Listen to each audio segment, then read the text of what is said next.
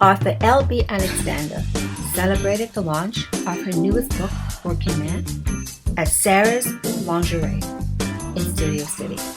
It was an intimate evening of bites, sips, and conversation. And Sarah's Lingerie was the perfect venue to have such an event. Sarah's Lingerie is located at 12244 Ventura Boulevard in Studio City, California, 91604. So if you're looking for that special lingerie to lounge around the house in while you read Working Man and some of L.B.'s other books, the Swan Lake series, you would have found the right place. Well, I am super excited to be here tonight to chat with L.B.Alexander, the one and only. Let's talk about, of course, tonight's event, and tell everybody what are we doing here tonight. Yes, so tonight is Love Stories and Lingerie at the beautiful Sarah's Lingerie in Studio City, California. I felt like love stories, especially romance novels, and lingerie go together. Both are sexy, both make you feel good, and both ultimately are very women empowering. So we are celebrating the release of my newest novel, Working Man. It's a standalone rom-com, and it's a gender-swapped pretty woman romance about a female tech executive who hires a handsome male escort, and they have a whole lot of fun adventures together, as well as the rebrand and re-release of my freshman series, the Swan series, which is a modern-day reimagining of the most beloved ballet in history. When did the journey and your love for writing started? Oh my gosh, I've been writing stories literally forever, and it probably started with my mother telling me to go read a book when I was a kid. I loved stories forever. I've been writing forever, but it probably wasn't until my senior year of college that I really decided this is something I wanted to do full-time, mainly because I was avoiding writing my thesis and wrote a romance novel instead. Yeah. What inspired you to do this genre? Yeah. What I love about genre fiction is everything can teach us something, right? Like mystery teaches us how to problem solve. Science fiction teaches us how to ask questions. I think romance novels, it's really the genre of feelings and really learning how to feel and how to express emotions. It's also the only genre that guarantees a happily ever after. And I believe that happily ever afters are for everyone. And it's the most optimistic section of the book. Perfect environment. Okay, so slip into something comfortable, but also something sexy, something that makes you feel good about yourself. Maybe have a fireplace going, a great playlist going, possibly a glass of rosé, and just sit down somewhere comfortable and enjoy the story. Yeah, I had so much fun writing it. It really is a woman's book about a woman's story with a beautiful happily ever after. So. Not yet, but certainly something I'm very open to and very excited about. I definitely love to write in a very big theatrical way with lots of drama, high stakes, and really, really deeply passionate emotions. So, yeah. Well, we will not put you in the spot by asking you who you think you might see in the role as your characters in Working Man. So we won't do that. Of course not. People will be like, why isn't she calling my name to do this role? So how do people find out about following you more and how to get the books, all three of them? So I'm exclusive to Amazon, and I'm also available in Kindle Unlimited. If you have that subscription, the books are available to read for free. You can also purchase them from L.B.Alexander.com. That's my website. And I'm on all social channels at L.B.Alexander Author.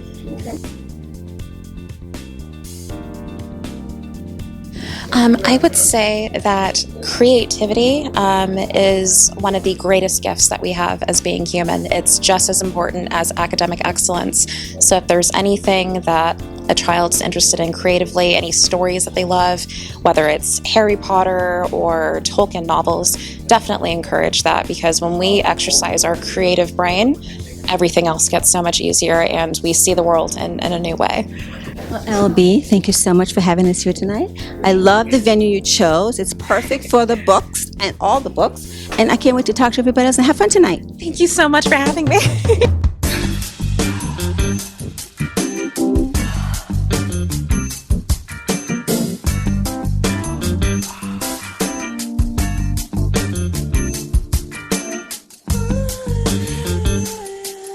So my favorite scenes to write with all of my books is the moment when the two main characters meet, because I feel like that is such a visceral moment, conjuring all senses, and it's really it's an emotional high point. So I will be reading the moment that the main characters meet in Swan Lake. So the main characters in Swan Lake are named April and William.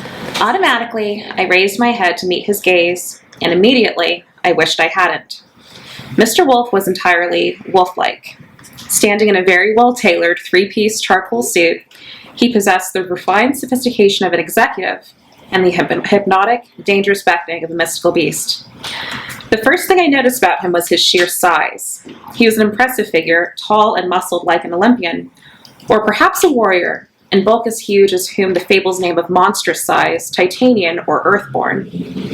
Perhaps this was the true meaning of devilishly handsome. Perhaps I should have found it concerning that the sight of him immediately made me think of Milton Satan. The tempter, the wicked.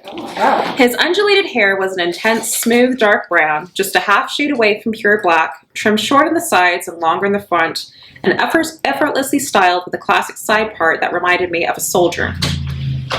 His eyes were, I couldn't even pinpoint what color they were. His focused, deep-set eyes seemed to vary from warm amber to a pure electric green, leaving me mesmerized where I stood, a good 10 steps away from him, with head uplift above the wave and eyes that sparkling blazed.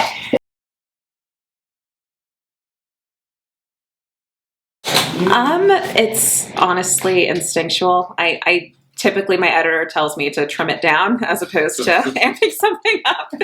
So, yeah. Well, I mean, it's the way that I see the world, and especially this character in particular who kind of sees things in a very kind of hyper-focused, almost artful sort of way. I wanted to include every single smell, touch, sight, and sound. I type.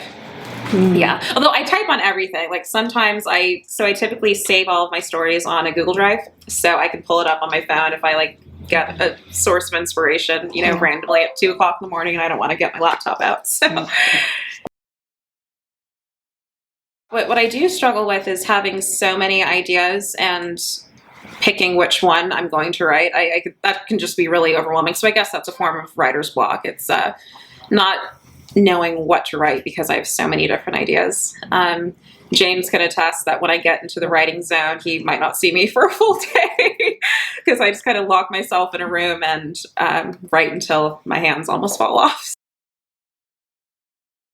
I think it was probably that weekend we were in New York and when we saw Billy Joel. I wrote about 50,000 words in 3 days. Oh my goodness. And that was for Working Man. Wow. I finished that book on that trip. She sent me out of the room and said, "You go do photographs, I'll see you later." Oh my gosh. Who inspires me? Well, these three right here. Oh, look at that. You're just giving some applause. TV shows right back there. I know, right? No, I am incredibly fortunate that my parents from a young age encouraged me to read as many books as possible and to write stories. Whenever I would say I was bored as a kid, my mom would say, go read a book. And that turned into writing when I got bored with reading. Guilty. And, my dad, I have memories of him reading The Hobbit to me when I was a kid, and making all the voices for the characters and things like that. So, it's definitely my parents who taught me how to love books. As for authors I admire, there are honestly so many.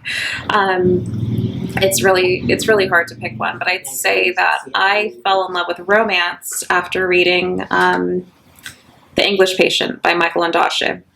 He doesn't write very often, but that is one of the most gorgeous pieces of literature ever. But no, and I would be remiss not to mention James. my love, for being such an amazing supporter on my writing career, for being my beta reader and always cheering me on when I'm thinking, you know, this is too difficult and I don't want to do it anymore. Yeah, thank you. And I love you. Love you. So it's not that I don't like those other genres. In fact, I have been working on a thriller for a little over a year, so that's one that you can read, Dad. But no, what I love about genre fiction is every genre can teach us something, and I think that very often there's kind of this snobbish way that people look at genre fiction, the way they look at supermarket novels, and they think that it's lowbrow or not sophisticated entertainment.